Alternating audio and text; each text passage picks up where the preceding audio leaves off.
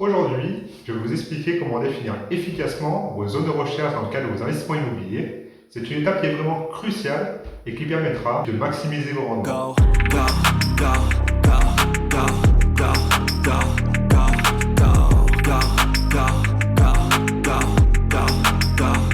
Il faut vraiment prendre le temps de définir cette zone de recherche et nous verrons que bien sûr par la suite, nous allons affiner cette zone pour pouvoir déterminer des zones de recherche beaucoup plus précises.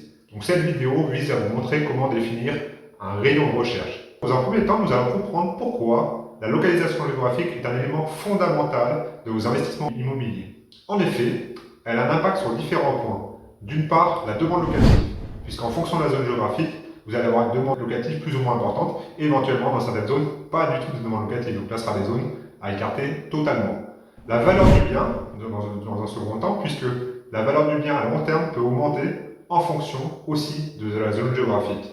Et l'autre impact sera aussi le rendement. Le rendement immobilier va dépendre de la zone géographique dans laquelle vous allez investir. Par exemple, à Paris, nous aurons un rendement qui va être beaucoup plus faible que dans une petite ville dans le Grand Est.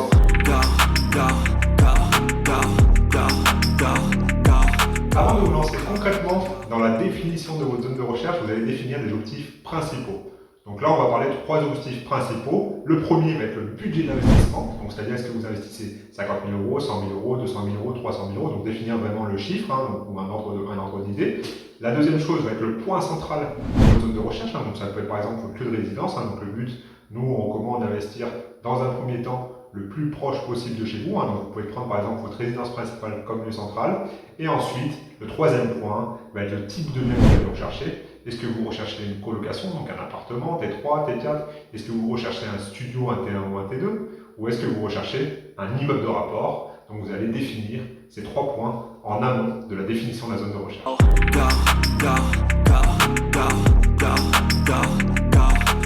L'étape suivante va être une étape beaucoup plus concrète. Là, vous allez vous rendre sur un site de recherche de biens immobiliers, donc comme par exemple Bien ici. Donc je vous mets le lien en description. L'avantage de Bien ici, c'est que vous avez une option de recherche par carte. Vous avez aussi sur Se Loger, sur Le Bon Coin, ça sera plutôt une recherche par distance.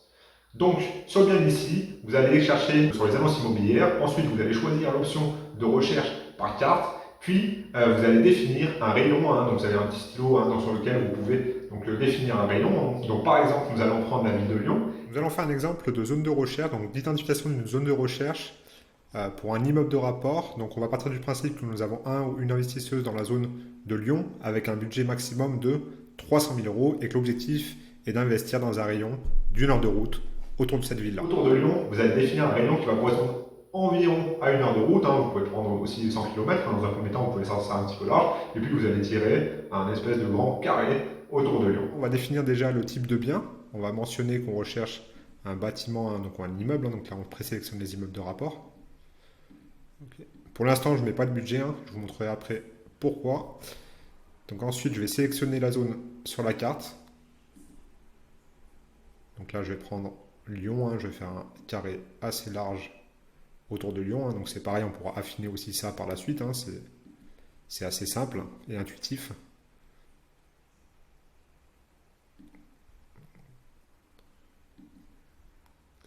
Voilà, donc j'ai défini une zone autour de Lyon.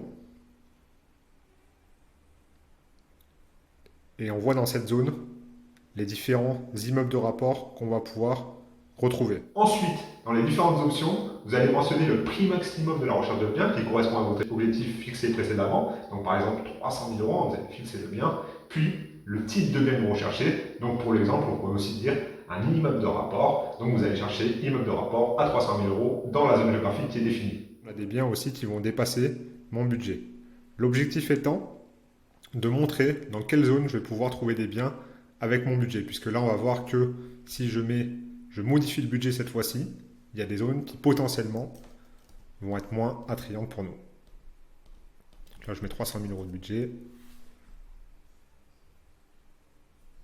Voilà, donc on voit sur la carte que en fait, il y a certaines zones, notamment du côté plutôt de la Savoie, d'Annecy, etc., qui vont justement disparaître parce qu'il n'y a pas d'immeuble en dessous de 300 000 euros. Et on voit directement, très clairement, dans quelle zone on peut trouver des immeubles à moins de 300 000 euros. Donc un petit peu au nord-ouest de Lyon, à l'est également, et au sud-ouest. Donc ça nous permet d'avoir un aperçu un petit peu général des zones. Il faudra bien sûr affiner par la suite dans le cadre de votre étude de marché immobilière. Donc là, c'est très intéressant parce que ça se saute tout de suite aux yeux. Vous allez voir dans quelle zone vous allez pouvoir trouver potentiellement des immeubles de rapport avec votre budget. Donc par exemple, ça peut être peut-être au nord de Lyon, au sud de Lyon, à l'est, à l'ouest, et probablement dans Lyon, il n'y aura pas d'immeubles de rapport à 300 000 euros. Donc ça vous permet déjà de définir un petit peu largement vos zones de recherche. Et vous pouvez aussi jouer, puisque vous allez voir que si vous ne mettez pas de limite de prix, vous verrez que d'autres immeubles vont apparaître dans d'autres zones géographiques. Donc vous allez pouvoir aussi, en fonction du prix, voir dans quelle zone vous pouvez trouver des biens. Donc ça permet de définir une zone qui est dans un premier temps vraiment large et d'écarter les zones dans lesquelles, effectivement, de toute façon, vous n'allez potentiellement pas trouver de biens au budget que vous avez défini dans vos objectifs.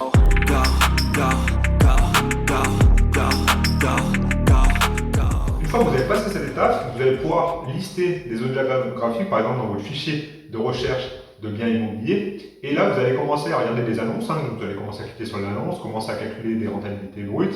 Et ensuite, vous allez commencer à affiner la zone de recherche. Puisque là, finalement, on va se retrouver quand même avec de nombreux lieux. Donc, il va être très important par la suite d'affiner la zone de recherche. Donc là, on rentrera plus dans le détail dans une autre vidéo. Mais pour vous donner un aperçu, ça va être l'étude de marché immobilière.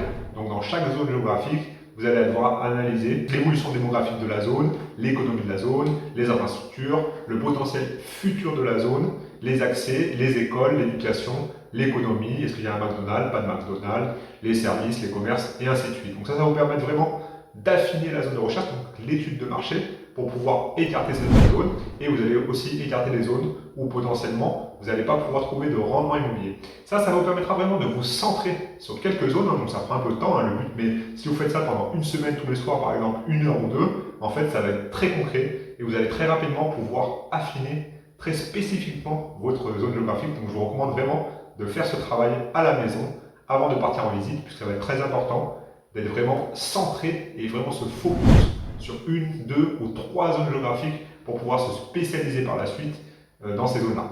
En conclusion, cette vidéo vous sert pour définir la première étape de la définition de vos zones de recherche. Donc il faudra par la suite, bien évidemment, écarter les zones qui sont en perdition. Si par exemple vous voyez une chute de la population très récemment, vous allez écarter cette zone-là. Ou si ce sont des zones qui sont trop dépendantes d'une seule industrie, puisque si jamais la société ferme, la zone peut perdre en valeur et fortement en demande locative. Donc ensuite, il faudra bien sûr dans chaque zone aussi rentrer plus dans des spécificités au niveau très local. Donc c'est-à-dire qu'en fait, une zone peut être différente d'une rue à l'autre dans une ville et d'un village à l'autre dans une zone rurale. Donc il faudra bien sûr continuer à travailler et vous allez beaucoup avancer aussi quand vous irez directement sur le terrain faire des visites. Donc n'hésitez pas à vous abonner à la chaîne, ça nous aidera fortement à vous continuer à vous donner beaucoup plus de valeur sur cette chaîne. Et je vous souhaite une très bonne journée à tous.